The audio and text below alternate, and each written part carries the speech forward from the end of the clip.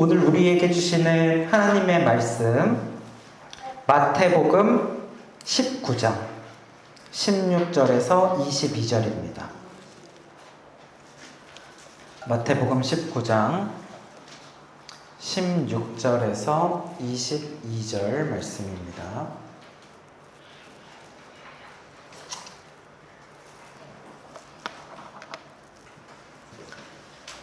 마태복음 19장 16절부터 22절, 저와 여러분이 한 절씩 교독하시고 마지막 절은 같이 읽겠습니다.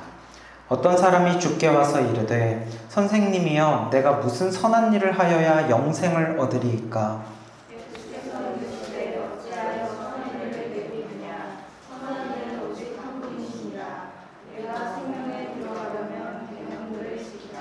이르되 어느 계명이오니이까? 예수께서 이르시되 살인하지 말라, 간음하지 말라, 도둑질하지 말라, 거짓 증언하지 말라.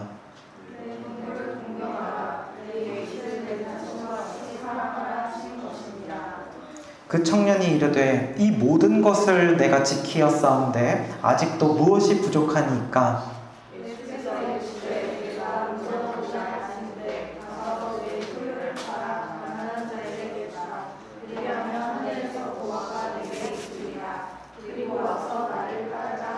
같이 읽습니다. 그 청년이 재물이 많음으로 그 말씀을 듣고 근심하며 가니라. 아멘. 네, 오늘은 마태복음 19장 16절에서 22절 말씀으로 부자 청년의 질문이라는 제목으로 말씀의 은혜를 나누도록 하겠습니다. 지난주에도 질문과 관련된 말씀을 우리가 함께 나눴어요. 맞아, 그렇지. 소망이 기억 잘하네. 제자들이 예수님을 찾아와서 질문을 했다고 했어요. 어떤 질문을 했냐면, 예수님, 천국에서는 누가 큰 자입니까? 이런 질문을 했어요. 이런 질문을 왜 했냐면 인간적인 질문이에요. 인간적이고 세상적인 관심. 누가 더 큰 자냐? 누가 더 힘이 센 자냐? 누가 더 높은 자리에 올라갈 수 있느냐에 대한 욕심이 있다 보니까 천국에 가서조차 높은 자리에 올라가고 싶었던 인간적인 마음이었겠죠. 그러나 그러한 질문에 예수님이 오히려 어린아이를 세워서 너희가 도리어 이 어린아이와 같지 않으면, 어린아이처럼 자기를 낮추는 자, 겸손한 자 되지 않으면, 겸손한 자라는 게 뭐예요? 그래서 말씀에도 능히 순종할 수 있는 자가 되지 않는다면 천국에 들어갈 수 없다. 어린아이와 같아야 천국에 들어간다. 높이는 자가 아니에요. 낮추는 자의 중요성에 대해서 이야기를 하시죠. 그리고 오늘도 이제 이어서 질문 2탄에 해당됩니다. 오늘은요, 어떤 사람이, 이 사람도 하나님을 잘 섬기고 있는 크리스찬이에요. 하나님을 섬기는 한 사람이 예수님을 찾아와서 질문을 하거든요. 자, 16절 말씀 우리 한 번 더 같이 읽어보겠습니다. 시작. 어떤 사람이 주께 와서 이르되 선생님이여 내가 무슨 선한 일을 하여야 영생을 얻으리까? 네, 누가 찾아왔다고 그래요? 어떤 사람이, 누군지 제대로 안 나오죠. 어떤 사람이 그러면서 예수님을 뭐라고 불러요? 선생님. 아마 이런 표현 들어보셨을 거예요. 락비어라는 표현 들어보셨어요. 락비. 당시에 성경을 가르치는 사람들에 대한 어떤 호칭, 선생님 이렇게 다 불렀었어요. 그러니까 예수님을요, 하나님의 아들이라고까지 생각하지는 못하는 것 같아요. 그러나 충분히 배울 것이 많은 위대한 선지자 정도, 아니면 선생님 이렇게 부르고 있죠. 내가 어떤 선한 일을 해야 영생을 얻겠습니까? 이런 질문을 합니다. 자, 이 사람이 찾아왔어요. 어떤 사람이? 예수님을 찾아와서 내가 무엇을 해야 무엇을 얻나요? 영생을 얻나요? 라는 질문을 했다는 거죠. 자, 이 질문의 내용을 보기 앞서서, 자, 이 사람 누구일까요? 처음 보는 사람인데, 아까 말씀에는 어떤 사람이라고만 애매하게 되어 있었죠. 그러나 오늘 읽었던 본문의 뒷부분을 참고를 해보면 이 사람에 대한 힌트를 몇 가지 얻을 수가 있습니다. 이 사람에 대해서 20절 한번 보면 뭐라고 되어 있어요? 그 청년이라는 표현이 있습니다. 그러니까 이 사람은 청년이에요, 일단. 자, 여러분 청년은 몇 살까지 얘기해요?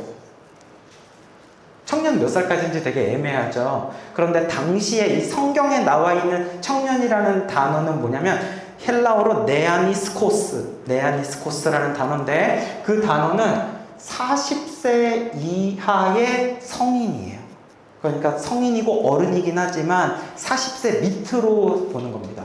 올해 제 나이가 39살입니다. 예, 진짜 제 나이가 39살인데 성경으로 치자면 아직까지는 제가 청년이에요. 그리고 한 이제 1, 2년 지나면 이제 청년이 아닌 거가 되는 거죠. 그리고 당시에 성경에서는 성경 시대는 지금보다 전체적으로 수명이 좀 짧았겠죠. 짧았기 때문에 이 40세 이하의 나이면은요, 아마 그 당시 사회에서 굉장히 깊숙이 개입이 되어 있는 어떤 사회의 중심축에 해당되는 나이대, 핵심 축에 해당되는 그런 나이대 사람이라고 볼 수가 있겠죠. 자, 그리고 또 다른 힌트가 있습니다. 아까 읽었던 말씀에 보면 22절에 이 청년이 뭐가 많다는 말이 있어요. 재물이 많다라는 말이 있죠. 그러니까 이 청년은 부자입니다. 그래서 성경은 이 사람의 이름을 알지 못하기 때문에 부자 청년이라고 흔히 불러요. 그래서 오늘 말씀의 제목도 부자 청년의 질문이었던 거고요. 자, 그리고 오늘 말씀에는 없는데 누가복음 말씀을 살펴보면 이 청년의 직업도 나옵니다. 그 직업이 뭐냐면 관리라고 나옵니다. 네, 어떤 관리가 예수님을 찾아왔다 이렇게 표현이 되거든요. 자, 이러한 내용들을 종합을 해보면 이 사람은 청년이고 부자이고 어떤 관리인데 당시에 세상 사람들이 부러워할 만한 부러운 조건을 다 갖춘 사람이 바로 이 사람이었다고 볼 수가 있어요. 자, 첫 번째, 이 사람이 청년이라고 그랬죠. 청년이라는 것은 무엇을 가지고 있냐면 젊음을 가지고 있다는 뜻이에요. 아직 나이가 젊다라는 것은 굉장히 좋은 겁니다. 돈으로도 살 수 없는 거죠. 꿈이 있어요. 그리고 당연히 몸에 건강이 있어요. 무엇이든지 새롭게 시작할 수 있는 무한한 가능성이 있습니다. 맞아요. 돈보다 더 귀한 것이 젊음이죠. 이 사람은 젊음을 갖고 있는 사람. 자, 그런데 두 번째, 이 사람은 또 남들이 다 부러워할 만한 무엇을 가지고 있는 사람? 맞아. 돈을 가지고 있는 사람입니다. 돈은요, 말할 것도 없죠. 여러분, 무엇이 제일 부러워요? 돈 많은 사람들이 제일 부럽나요? 돈만 있으면 무엇이든지 할 수 있을 것 같아요. 사실은 돈으로 할 수 있는 게 무궁무진하게 많잖아요. 그래서 많은 사람들은요, 내가 지금 가지고 있는 고민이나 걱정이나 혹은 내 삶의 어떤 불행이나 이런 것들이 돈만 있으면 다 해결될 텐데, 돈만 있으면 내가 이렇게 힘들게 살지 않아도 될 텐데, 고민이 없어질 텐데 라고 생각해요. 한마디로 돈은 행복과도 같은 것이다 라고 생각을 하는 거죠. 이 사람은 돈을 가진 사람이었습니다. 세 번째로 이 사람은 직업이 관리라고 되어 있는데, 이 관리는 관리실에서 일하는 아저씨를 말하는 것이 아니라 성경에서 말하는 관리는 당시 유대인들의 사회에서 정치적으로나 종교적으로나 굉장히 높은 자리에 있는 지도자들입니다. 그래서 굉장히 지식 수준이 높은 엘리트 계층의 사람이에요. 엘리트 계층의 사람. 한마디로 이 사람은 어떤 사람이냐? 권력과 명예를 가진 사람입니다. 권력과 명예, 좀 더 쉬운 말로 바꿔볼까요? 힘을 가졌어요. 그리고 세상 사람들로부터 인정을 받고 존중을 받는 사람이라는 거예요. 직업적으로. 무언가 큰 일을 할 수 있는 힘도 있고 인정도 받고 그런 사람입니다. 자, 보세요. 정말 세상 부러운 조건 다 가지고 있는 사람이죠. 이 사람은.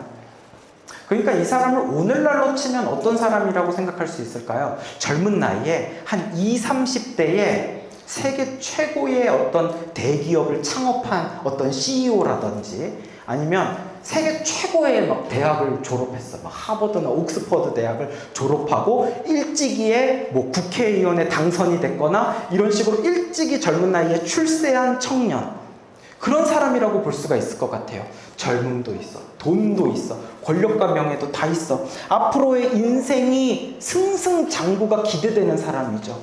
모든 사람이 부러워할 만한 조건, 모든 것을 다 가진 사람이었다는 거예요. 자, 그런데 이 부자 청년이 예수님을 찾아왔을 때 어떤 방법으로 찾아왔는지 마가복음을 보면 좀 더 자세히 나오거든요. 같이 한번 읽어봅시다. 시작. 예수께서 길에 나가실새 한 사람이 달려와서 꿇어앉아 묻자오되 선한 선생님이여. 네, 아까는 어떤 사람이었는데 여기는 한 사람이라고 돼 있고 질문 내용은 같아요. 근데 이 부분이 추가가 됐습니다. 달려와서 꿇어앉아 물어봤다라는 거예요. 그래서 이제 추가할 수가 있는 거죠. 성경에 사복음서가 있기 때문에 여러 가지 상황을 입체적으로 보면서 내용을 완성할 수 있습니다. 이 부자 청년은 예수님을 보자마자 달려왔습니다. 그리고 꿇어앉았습니다. 무엇이 이 사람에게 이렇게 간절하게 했을까요? 그리고 이 사람은요, 사회적으로 지위가 높은 사람이기 때문에 체면을 중요시 여겼을 거란 말이에요. 그러나 그 체면도 버릴 만큼 무엇이 이 사람에게 이렇게 절박하게 만들었을까요? 그 간절함과 절박함을 가지고 했던 이 사람의 한마디, 그게 뭐예요? 내가 무엇을 해야 영생을 얻나요? 라는 질문입니다. 사실 여러분, 이 질문은요, 우리 모든 사람의 인생에서 가장 중요한 질문입니다. 저는 지금까지 살면서 이 질문보다 더 중요한 질문을 본 적이 없습니다. 왜냐하면요, 무엇에 대해서 물었어요? 영생에 대해서 물었죠. 영생이 뭐예요? 영원한 생명이라는 뜻이에요.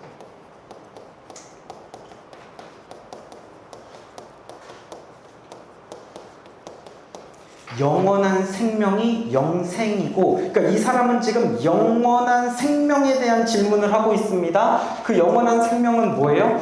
죽은 다음에, 우리가 죽음을 경험한 다음에 죽음 뒤에도 영원한 생명이 있는지, 그 영원한 생명을 어떻게 하면 내가 가질 수 있는지, 다른 말로 하면 천국 구원에 대해서 이야기를 하고 있다고요. 내가 어떻게 하여야 죽은 후에 내가 영원한 생명, 천국 구원을 받을 수 있습니까? 이 질문을 하는 거예요. 사실 우리 인생에서 이보다 더 중요한 질문, 영생에 대한 질문보다 더 중요한 질문은 저는 단연코 없다고 생각합니다. 모든 인간은요, 예외 없이 다 죽습니다. 그리고 우리는요, 내가 언제 죽을지 알아요, 몰라요? 몰라요. 어느 누구도 몰라요. 죽음이라는 게 예고하고 찾아오나요? 아니요. 예고 없이 찾아옵니다. 그래서 여기에 있는 우리들도요, 오늘이든 내일이든 갑자기 당장이라도 죽음이 찾아올 수 있는 것이 우리 인생이에요. 그래서 죽음 앞에서는요, 모든 사람들이 다 무력합니다. 어떤 사람도 죽음 앞에서 나는 죽음을 극복할 수 있어. 나는 젊거든. 그러니까 난 죽음을 극복할 수 있어. 말이 안 되죠. 젊은 사람도 언젠간 죽고요. 아니, 젊은 사람도 오늘 집에 가다 죽을 수도 있어요. 나는 돈이 있어. 돈이 많아도 똑같이 죽습니다. 나는 권력과 명예가 있어. 이 사회에서 내가 제일 높은 자리에 있어. 그래도 똑같이 죽습니다. 모든 사람은 세상 부러울 것 없는 조건을 다 가진 사람이라고 할지라도 죽음 앞에서는 불공평해요? 공평해요?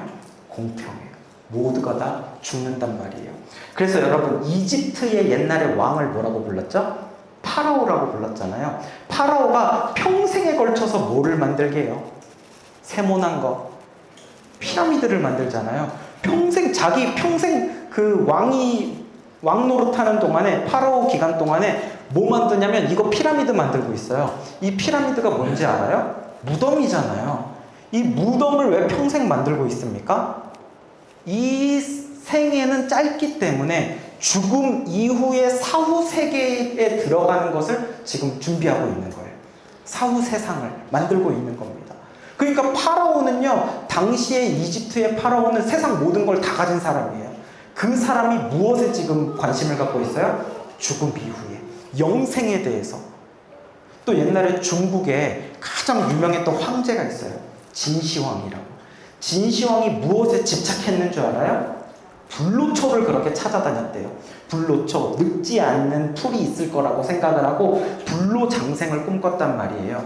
이게 무슨 말입니까? 돈이 있건 없건 권력자건 아니건 간에 모든 인간의 가장 큰 당면한 문제, 이것 앞에서는 모두가 다 무력해져요. 그게 뭐예요? 죽음입니다.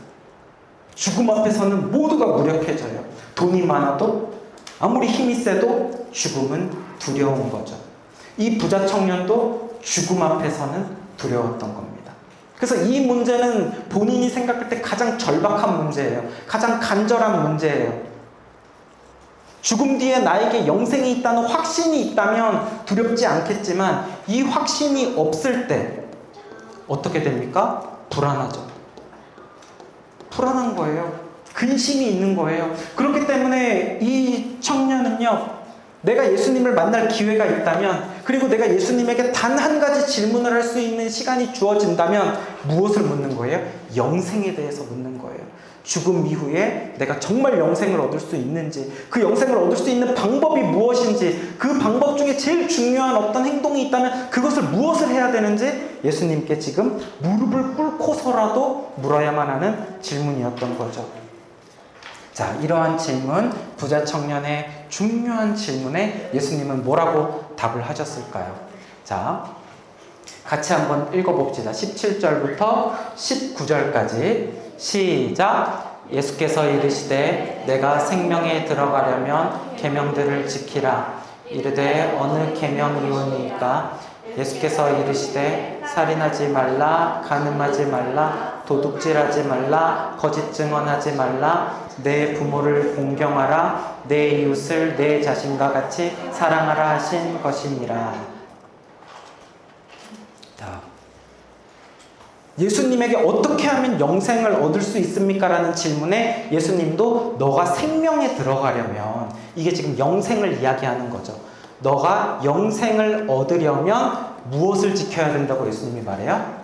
계명들을 지켜야 된다라고 이야기를 했더니, 아니 계명이 뭐예요? 10계명 말하는 걸까요? 10계명이었으면 예수님이 10계명을 지켜라라고 했겠죠. 그러니까 10계명 외에도 우리에게 주셨던 그 구약시대에 주셨던 계명들이 굉장히 많은데, 이걸 다른 말로 바꾸면 율법들이라고도 할 수 있고, 다른 말로 또 바꾸면 하나님의 말씀이라고도 할 수 있겠죠.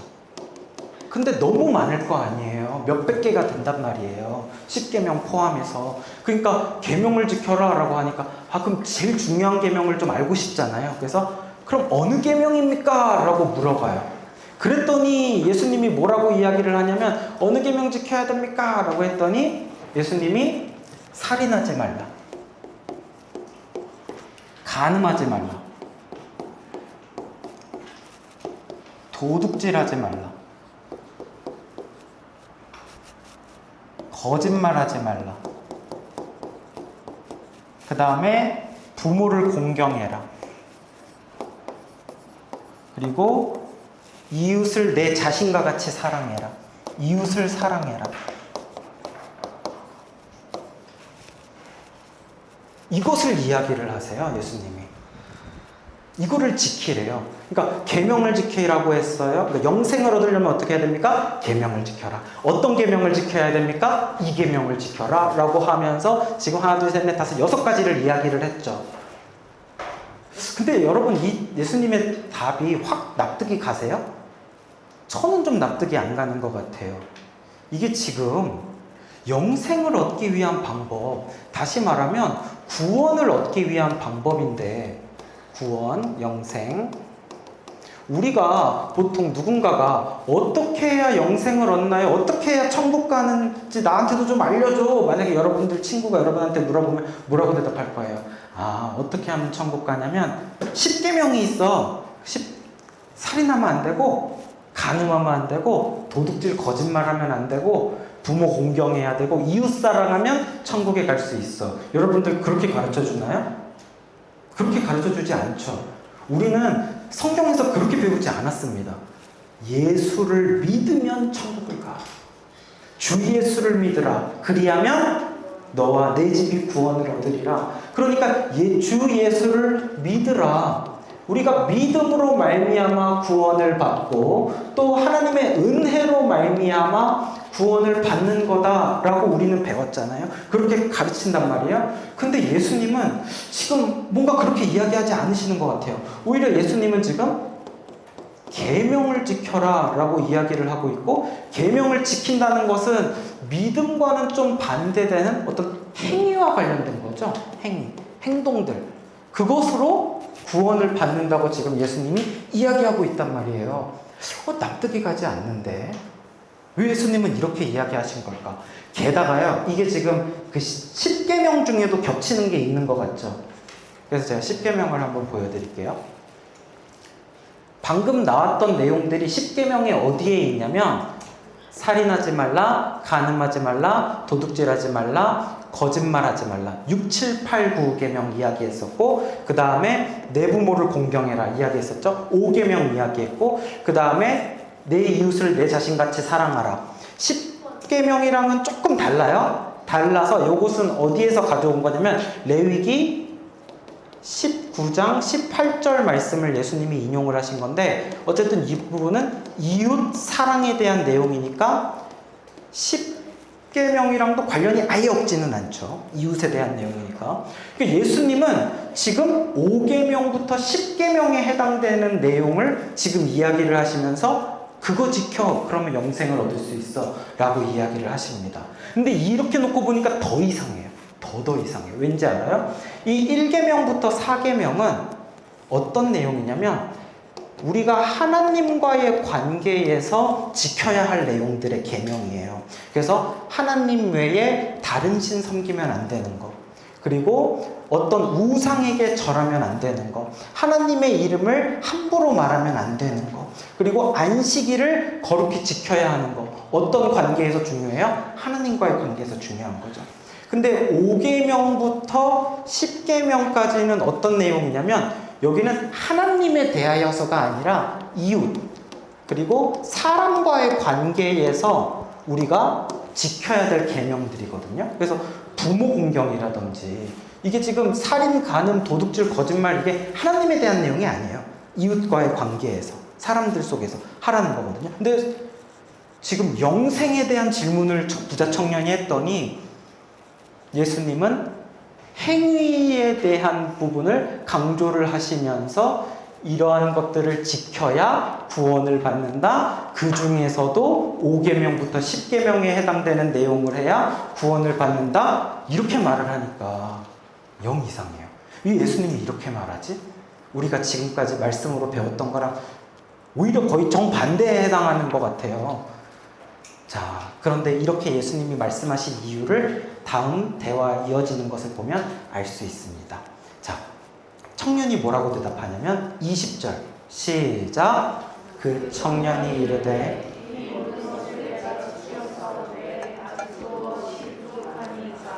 예수님이 이 계명들을 지켜야 된다라고 이야기했더니 청년이 뭐래요?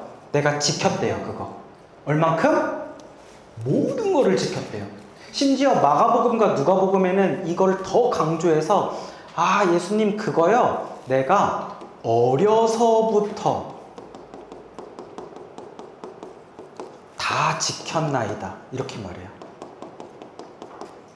그거 무슨 얘기 하시나 했네. 그거 다 아는 거죠. 아까 말했잖아요. 지식적으로 굉장히 높은 엘리트 계층입니다. 유대 사회에서. 당연히 알죠. 그거 당연히 어긴 적이 없어요. 그거 다 제가 지켰습니다. 라고 이야기하는 거예요. 예수님은요, 이 청년이 이렇게 대답할 거라는 것을 정확히 딱 아시고 요렇게 대답할 거 알고 사실 지금까지 대답해 오신 거예요. 저요 다 지켰어요. 저 계명 철저히 지켰어요. 저 주일 예배 빠지지 않았습니다. 저 헌금도요 빠지지 않았어요. 절기 헌금 꼬박꼬박 다 냈어요. 저 기도 생활요, 말씀 생활요, 시간마다 어기지 않고 다 지켰습니다. 저요 하나님을 그래서 철저하게 사랑하고요, 저 이웃을 구제하고요, 이웃도 사랑하는 사람입니다. 저 이렇게 말씀대로 사는 사람입니다 라고 말하는 이 사람, 철저하게 무엇에 꽂혀 있는 사람이에요? 행위에. 안 그래도 이 사람은 자신의 행위에 꽂혀서 자신의 선함과 자신의 의로움에 어떻게 보면 취해 있는 사람인 거예요. 그래서 예수님도요, 일부러 행위를 강조해서 대답을 하셨던 거예요. 아, 그래. 너 이제 이거 다 지켰어. 그러면서 이제 예수님이 뭐라고 대답하시는지 한번 보겠습니다. 자, 21절, 22절 시작. 예수께서 이르시되 내가 운전하고자 할진대 가서 내 소유를 팔아 가난한 자들에게 주라. 그리하면 하늘에서 보화가 내게 있으리라. 그리고 와서 나를 따르라 하시니 그 청년이 재물이 많음으로 이 말씀을 듣고 근심하며 가니라. 아, 그래. 너가 그 계명들을 다 지켰어? 그러면 가서 너의 소유를 다 팔아서 가난한 자들에게 줘라. 내가 말한 계명들 다 지켰구나, 너가. 아, 이웃을 내 몸과 같이 너 자신처럼 사랑하는구나. 근데 저기 보니까 저기 가난한 사람들이 있거든. 가난한 사람들이 이웃을 너 자신과 같이 사랑하면 너 가지고 있는 돈 엄청 많잖아. 그거 돈 저 사람들 줘도 되겠네? 자, 너의 재물을 팔아서 가난한 사람들한테 다 나눠줘라 라고 이야기를 하는 겁니다. 너의 소유를 다 팔아라. 가난한 사람들 다 나눠줘라. 너 계명 다 지키면서 사는 사람이니까 좀 더 그 계명 지키는 걸 온전하게 하기 위해서 자, 이렇게 다 해라 라고 이야기를 하는 거죠. 예수님은 대화의 달인이에요. 그래서 부자 청년에게 어떻게 물어보면 어떻게 답할 것인지 다 알고 있었어요. 예전에 예수님이 우물가의 여인과 대화할 때도요, 예수님이 대화의 달인인 걸 우리는 알았습니다. 그래서 어떤 대화를 할 때 처음부터 이 사람의 마음속 깊은 곳을 꿰뚫어 보고 계시기 때문에 어떤 대화의 방향을 예수님이 원하시는 방향의 흐름대로 쭉 끌고 가시죠. 지금도 부자 청년이 어떤 말을 할지 다 알기 때문에 끌고 가시는 거예요. 그래서 아, 너 말씀대로, 너 계명대로 이웃을 너 자신처럼 잘 사랑하고 있다고? 그러니까 가난한 사람들에게 너의 돈 다 나눠줘도 되겠네? 라고 이야기를 하는 거예요. 이 부자 청년 어떤 사람이라고 그랬죠? 젊은 데다가 돈도 많고 권력과 명예까지 가진 사람입니다. 그러면서 추가적으로 계명까지 열심히 지키면서 살아왔던 사람이에요. 그래서 이 사람은요, 자기 스스로 나는 하나님 말씀을 더 지키면서 사는 사람이야, 의로운 사람이야, 그 생각에 대한 자부심이 대단했던 사람이었는데요. 그래서 자신에게는 딱히 약점이 없는 줄 알았는데요, 치명적인 약점이 있었습니다. 그 약점이 바로 돈이었던 거예요. 가난한 사람들에게 이 재산 다 처분해서 나눠주라고 하니까 그 말에 꼼짝을 못합니다. 그렇게 자신 있고 당당하게 어려서부터 다 지켰습니다 하던 사람이 예수님의 한마디에 22절 끝에 보니까 뭐라고 하는 줄 알아요? 이 청년이 재물이 많음으로 이 말씀을 듣고 근심하며 가니라. 다른 복음서에는 슬픈 기색으로 근심하며 가니라라는 표현까지 있어요. 결국 근심을 하면서 집에 돌아가 버립니다. 아무 말도 하지 못하고. 이게 지금 무슨 상황이냐면 이 부자 청년은 누구보다도 자기가 하나님을 사랑하는 사람이라고 자부했어요. 그리고 또 말씀대로 자기는 이웃을 사랑하는 사람, 부모를 공경하는 사람, 주변 사람들을 돕는 사람이라고 자부하고 있었습니다. 그런데 사실 이 사람이 진짜 더 사랑하는 게 뭐였냐면 돈을 사랑하는 거였던 거죠. 하나님보다 이웃보다 더 사랑하는 것이 있는데 그것이 바로 돈이었고, 그에게는 이 돈이 무엇이었냐면 우상이었던 거예요. 그래서 마른 청산유수처럼 막 하는 사람인데 예수님이 돈 얘기 딱 하니까 꼼짝을 못해요. 슬픈 기색으로 근심하게 돼버리는 거예요. 자, 한 가지 이야기를 들려드릴게요. 어떤 남자가 있었습니다. 이 남자는요, 자신의 아내를 너무너무 사랑했어요. 그래서 아내에게 사랑한다는 표현도 잘하고 아주 수시로 꽃도 선물하고 선물도 선물하고 목걸이도 선물하고 이벤트도 잘하고 열심과 정성을 다해서 그 어떤 남편들보다 자신의 아내를 헌신적으로 사랑하는 그런 남자였습니다. 근데 이 남자에게 딱 한 가지 문제가 있어요. 여러 가지, 두 가지도 아니고 딱 한 개 문제가 있습니다. 그게 뭐냐면 이 남자가 아직 전 여친이랑 안 헤어졌다라는 거예요.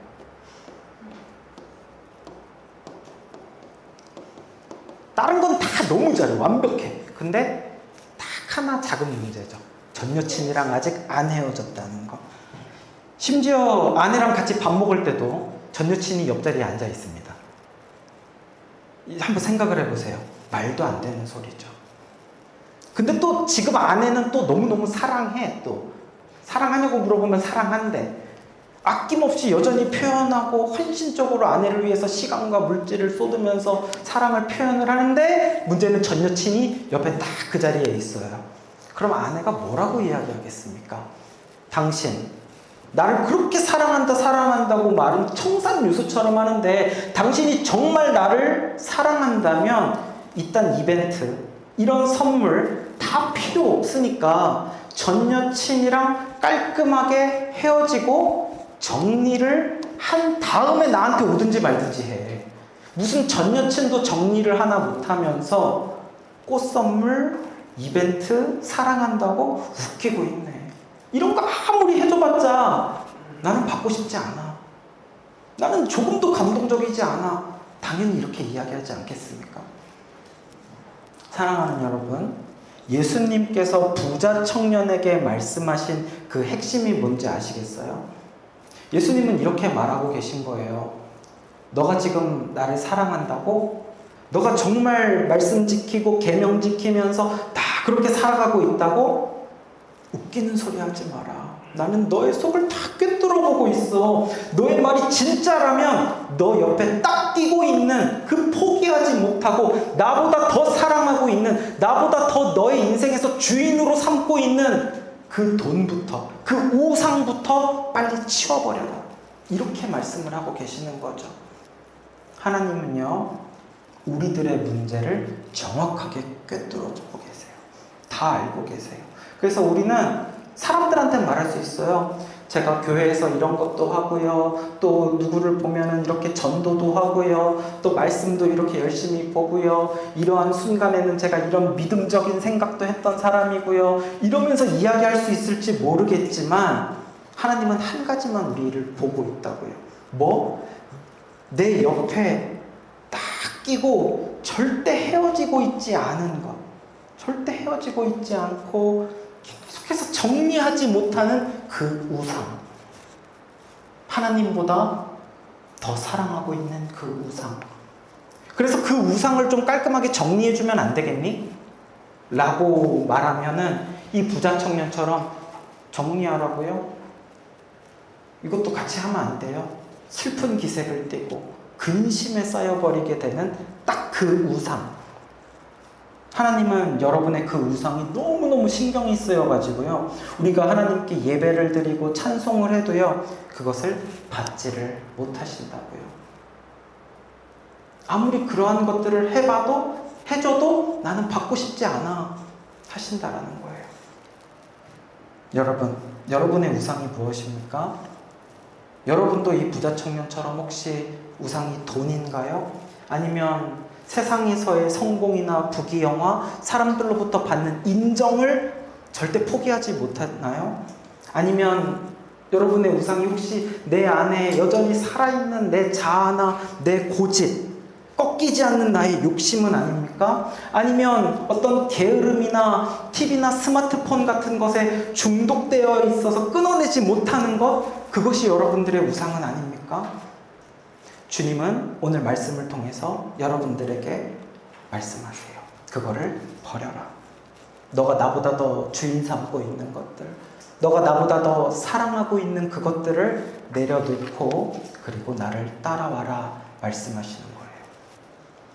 부자 청년에게 예수님이 이렇게 너무너무 중요한 말씀을 해주셨는데 부자 청년은 이 말씀을 듣고 어떻게 할게요? 고민하고 근심한 다음에 결국은 떠나갔습니다.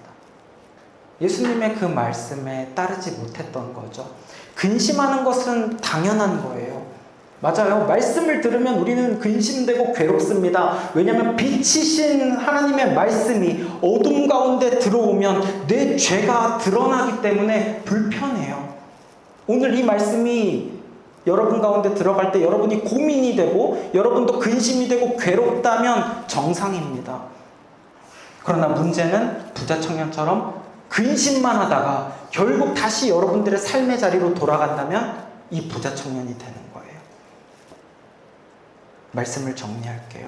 사랑하는 여러분, 우리는 이 예수님의 말씀을 듣고 내 우상을 과감하게 끊어버리는 믿음의 결단이 필요합니다. 그렇다면 처음에 했던 부자 청년의 질문이 있었죠. 그 질문이 뭐예요? 영생을 얻는 방법이 무엇입니까? 였어요. 천국 백성이 되는 방법이 무엇입니까? 였어요. 예수님의 답은 뭘까요?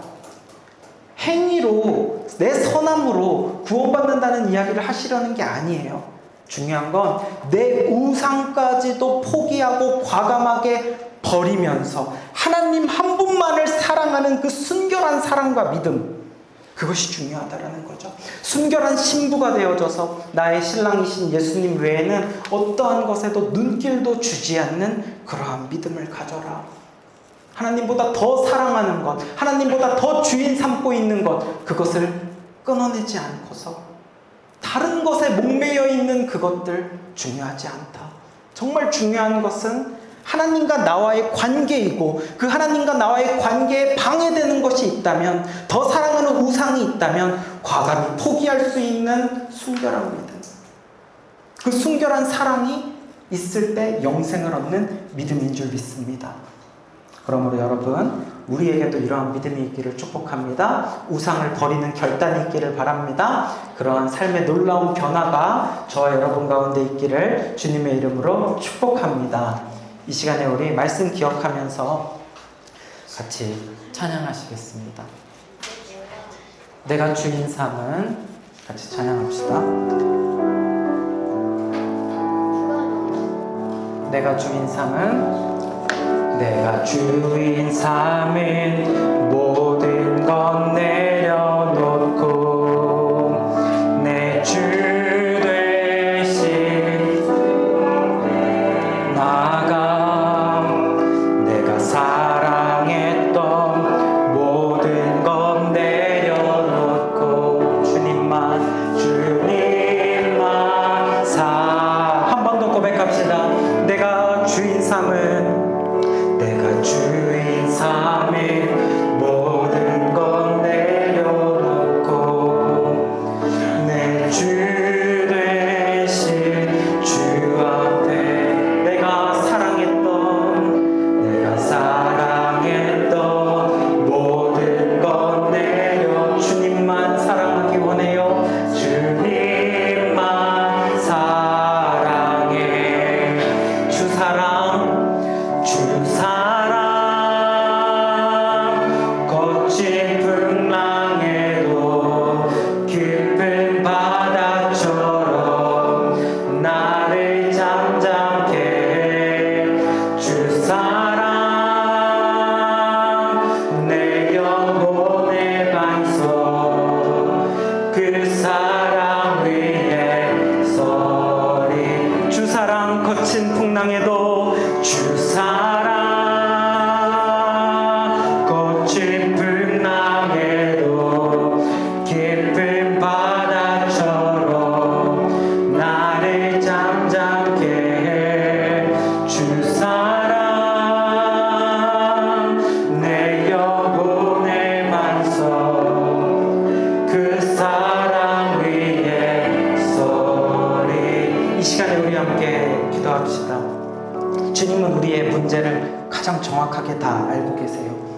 나는 하나님을 사랑합니다 말하지만 내 옆에 여전히 남아있는 그 우상, 하나님보다 더 그것을 주인 삼고 있지는 않습니까? 어쩌면 하나님 없이는 살면서 그것 없이는 한순간도 살지 못하는 것들이 있지 않습니까? 하나님 앞에 그것을 회개합시다. 하나님, 우리를 긍휼히 여겨 주시옵소서.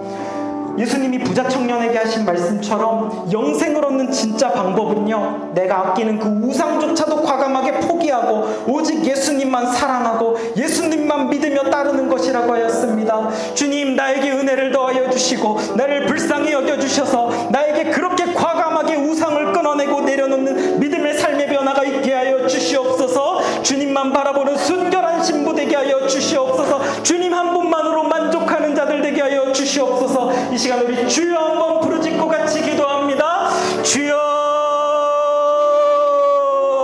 아버지 하나님, 주여 아버지, 나의 문제를 다 아시는 하나님, 주여 아버지, 나의 마음속 깊은 곳도 다 꿰뚫어 보시는 하나님, 주여 아버지, 내가 겉으로는 주여 하나님을 사랑한다 말하고 믿음이 좋은 척하지만은 주여 아버지, 내 안에는 여전히 주님 우상이 있습니다. 주여 아버지, 포기하지 못하고 주여 아버지, 내가 주님보다 더 사랑하였던 것, 주님보다 내가 더 나의 삶의 주인처럼 삼아왔던 것들, 주여 아버지, 그러한 것들 때문에 주여 아버지, 주님이 나의 예배를 받으시지 못하고 주여 아버지, 내가 주님께 찬양을 할 때에도 주여 아버지, 주님이 그 찬양을 받기 원하시지 않을 때 주여 아버지, 나를 불쌍히 여기소서. 주여 나를 용서하여 주시옵소서. 주여 아버지, 내가 회개합니다. 주여 아버지, 나에게 그러한 것들을 끊어내게 하여 주시옵소서. 주여 아버지, 내 안에 있는 우상, 돈과 같은 것, 사람들로부터의 인정, 주여 아버지, 내 여전히 살아있는 나의 자아, 고집, 주여 나의 게으름, 주여 나의 중독된 것들, 주여 나의 세상적인 성공이나 욕심, 주여 아버지, 이러한 것들 주여 끊어내게 하소서. 주여 버리게 하소서. 주여 내려놓을 수 있도록 주님 더욱 사랑하기 원합니다. 주님 더욱 바라보기 원합니다. 주여 주님의 말씀만으로 살아가는 자들 다 되게 하여 주시옵소서. 순결한 신부로 살아가게 하여 주시옵소서. 주여 그러한 믿음의 변화가, 삶의 변화가 주여 우리 가운데 있게 하여 주시옵소서. 주여 나의 약함을 아시는 주님, 주여 나를 용서하고 회복시켜 주시옵소서. 하나님 아버지, 내가 겉으로는 믿음 좋은 척하지만 주여 내 안에는 여전히 우상이 있습니다. 나의 약함을 아시는 주님, 주님의 보혈로, 은혜로 나를 용서하시고 회복시켜 주시옵소서. 긍휼히 여겨주셔서 변화시켜 주시옵소서. 우상들을 끊어낼 수 있는 믿음의 용기를 주옵소서. 주님만을 오직 사랑하는 순결한 신부가 되게 하여 주시옵소서. 우리에게 은혜를 더하여 주세요. 믿음의 변화가 있게 하여 주세요. 삶의 진정한 변화가 있게 하여 주시옵소서. 그리하여 주님 한 분만으로 만족할 수 있는 신실하고 충성된 신자가 다 되게 하여 주시옵소서. 감사를 드리며 거룩하신 예수님의 이름으로 기도합니다. 아멘. 이제는 예수 그리스도의 은혜와 하나님 아버지의 사랑과 성령님의 교통하심이 주님 앞에서 나의 우상들을 믿음으로 내려놓고 순결하게 예수님만 사랑하고 따르기를 소망하고 결단하는 예배자들 위해 영원토록 함께 있을지어다. 아멘.